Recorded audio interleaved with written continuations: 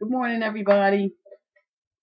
This is Rita Lewis coming to you live and in living color from my office at my desk. This morning, well, it's Sunday morning. While I was doing my Bible study and everything, I, you know, found some real deep things today, and it resonated with me because of what's happening in my life right now. So, what I want to do is read you an excerpt of some things that I read today online.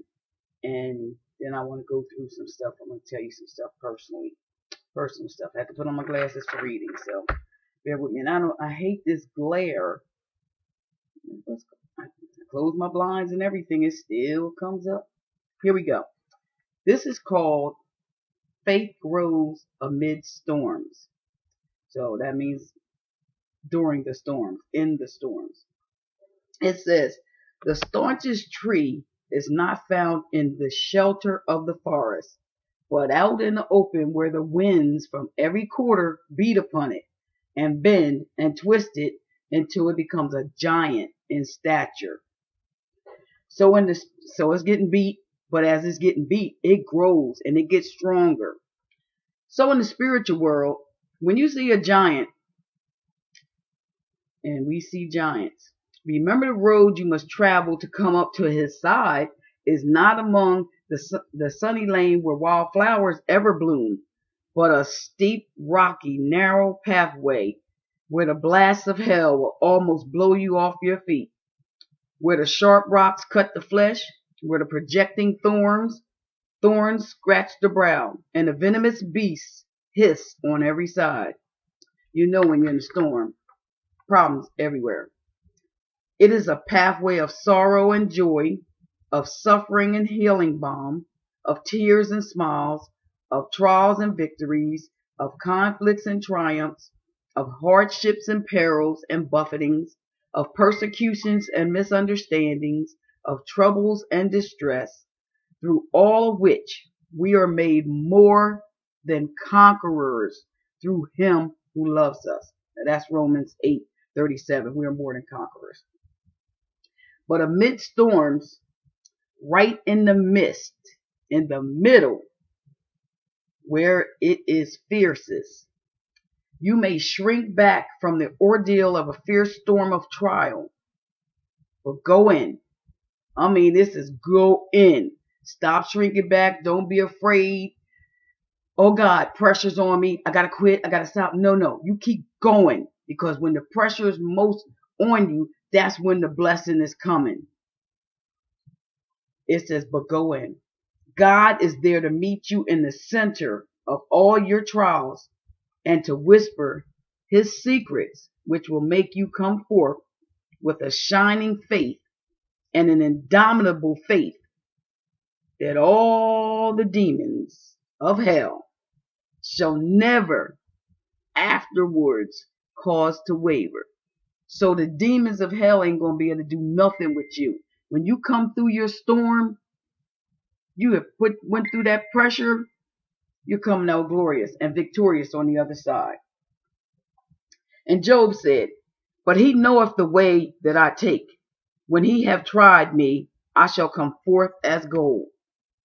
And so free translation says, he have acquainted himself with my beaten path. When he have searched me out, I shall come out shining. Because God is in the midst of the storm. And that's something we got to remember. God is in the midst of the storm. Go in. Keep your faith. Stand strong, because God is going to see you through. I'm going to tell you some things about myself. I had to type it up because I talk a lot. I ramble. I take too much on myself where it comes to helping people. I'm too emotional and I'm very passionate about it. So some could say I could be overbearing. I'm just passionate. You know, I got a performance review one time when I was working. And my performance review, the supervisor had mentioned, she said, you know what, Rita? She said, you're too passionate. I'm like, I thought passion was a good thing. I thought. She meant it as a negative because, most people come to work, they just do just enough not to get fired. And the company employer is only going to pay you just enough for you not to quit. I used to always, I really cared about my customers because I had pride in my job and what I was doing. And I was good at it. I didn't half step with my customers. I was an escalation supervisor. So I always had to I got all the calls 10 hours a day from the company that people were ranting and raving, cussing, fussing, demanding the president of the company and all of that. That came to my department. So I had to just face this all day long, getting beat up every day, every day, every day. But I always look for solutions, and I made sure if the customer's wrong, I was letting them know where they were wrong, and I was telling them why they were wrong, and so they would understand. You didn't pay your bill this day. This is what happened. You didn't do this. This is what happened. But if the company was wrong, I definitely let the customer know that I was backing them up because fair is fair, and I'm a person, so I'm a customer with all these different companies. So I don't want nobody to treat me like I don't count or I don't matter. Just say, oh, whatever. Sorry for your troubles, next. No, I went through above the call of duty, and I took pride and I followed up. So me being passionate, it wasn't negative. It was negative. It was meant to be negative, but it really showed me that my priorities was very different than my supervisors because she was a slacker. She was one that wouldn't care, So that thing kind of wore on me, and it did for years and years and years and years. And then finally I broke. I couldn't take it no more. I had to leave my job because I was having a breakdown, serious breakdown. One of my mentors used to say, and I'm sure he still says this, that most people won't even participate in their own rescue.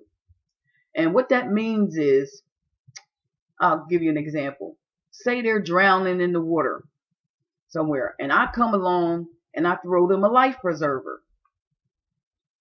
They're not grabbing the life preserver. They're just bobbing up and down, hollering and screaming, help, help, help. And the life preserver is right there. I'm saying, grab the life preserver, grab the life preserver, grab onto it, grab onto it. And they're just bobbing, help, help, help. The bottom line is, when someone offers you help or gives you help, and you need the help, accept it. Don't look at the person who's giving you the help or offering you the help. Look at the help.